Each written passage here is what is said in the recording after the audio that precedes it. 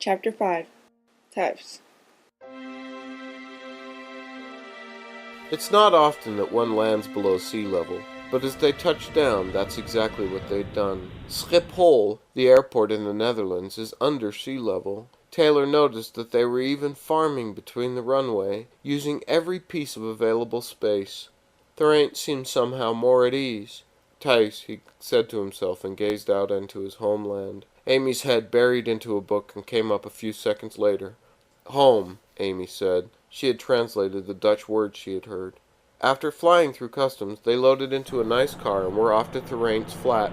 Jet lag is something that our kind does not avoid. It is 8 a.m. right now. You must try extremely hard to stay awake until at least 8 tonight, Theraint said. Maybe we can go to Scheveningen. Uh-huh, Taylor said. He was trying to pay attention, but as they pulled into Amsterdam, he became distracted. All three of them smiled and pointed out at different buildings and canals. Theraint smiled and started to point out a landmark here and there. As they passed by one canal, Theraint stared off and smiled. The city echoed to Theraint. Almost every street and corner had a memory tied to it. He had been in Utah for a long time. They had had a different way of looking at life in the small country. And when Theraint was honest, he never truly felt himself outside the country. He wished he would have had the time to show the architectural aspects of the country to them. There are many amazing things, but the museums and the system of dikes and levees is astonishing. A country pulled from the sea. He breathed his home air, and he could feel the difference. The mild climate of Holland in stark contrast to the harsh atmosphere of Utah. They pulled up on the side of a canal, and got out and were led upstairs. Soon they were in a huge flat with windows overlooking the canal below. They all got sorted into their rooms and gathered in the kitchen. Trisha and Amy sat by the windows. "Oh, it's like a dream," Trisha whispered as a glass roof boat floated by on the canal below. Taylor, in a way, felt at home. He could not explain it, but he felt very connected to the city here. Even in Salt Lake he did not have that feeling. "Soon we'll take a walk to a cafe, and have a bite and some coffee?" Theraint inquired. "Yes," all three of them said at once. They all walked into the day. Although they still wore sunglasses, the light seemed milder and less invasive. Theraint led them through the streets. Most of the traffic was bicycles and people walking. Taylor walked with an arm around both Trisha and Amy. "What do you think of my home?" as they sat at a table in front of a small cafe. "It's wonderful," Amy said, sitting next to Theraint. The others nodded their agreement, and Taylor pointed at another glass roof boat floating by. A waitress came out and took their order. Of course, Theraint translated. They sat in a courtyard where street performers set up for the day and began to exercise their various talents. The atmosphere made Taylor tremble.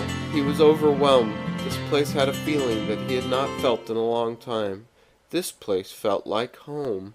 "Well, I think today we should go to Scheveningen." "What is that?" Taylor asked. "It's a pier and a beach," Amy replied. "What? I looked it up when he said it before," Amy defended at the strange look. "Well, she is right. It's a good place to spend the afternoon. Then we will get some sleep, and tonight we can go into Amsterdam. The city at night is something that you will see nowhere else. And tomorrow, well, you will see that tomorrow. For now, enjoy my home," Theraint replied and took a sip of coffee. "I don't think that'll be a problem," Trisha said, kicking back. They ate a wonderfully light breakfast and had a rich cup of coffee while watching some of the performers. They could have all contentedly sat at that table the entire day.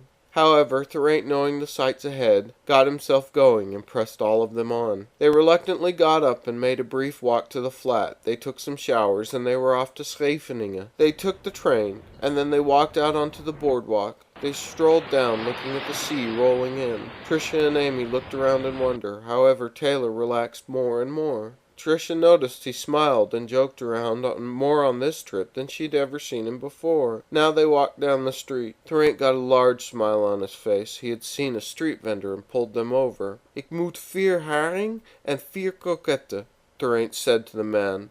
The haring is served raw, and Theraint gulped one of them down. Trisha and Amy looked at him a little strange, but Taylor grabbed one directly after him and ate it the same way Theraint had, his mouth exploding into wonderful flavor. The croquettes were delicious, a ragout that's breaded and deep-fried. Taylor decided he would definitely have to sneak out and get more of these tasty treats. They walked along the beach. Although not the season for swimming, it was still wonderfully relaxing. They spent most of the afternoon on the pier, in the shops, or goofing off in the sand. They sat and had a beer in the early evening and watched the sea. After they returned to Amsterdam, the desire to go to sleep was there, but they had all wanted to continue. Thorent led them out into the street again, and they ate more croquettes for dinner. They started into the city. Thorent led them through the street. They stopped into a cafe, and Thorent went up to the counter, and the rest of them sat at a table out front. Thorent came out with a large brownie and put it in front of the others, and then lit a joint. "Is that the famous type of brownie?" Amy asked, with a smile on her face. "Yes," Thorent said with a chuckle. Trisha and Amy both tore in. Taylor had a bit, but he preferred the smoke and a beer like Thorent.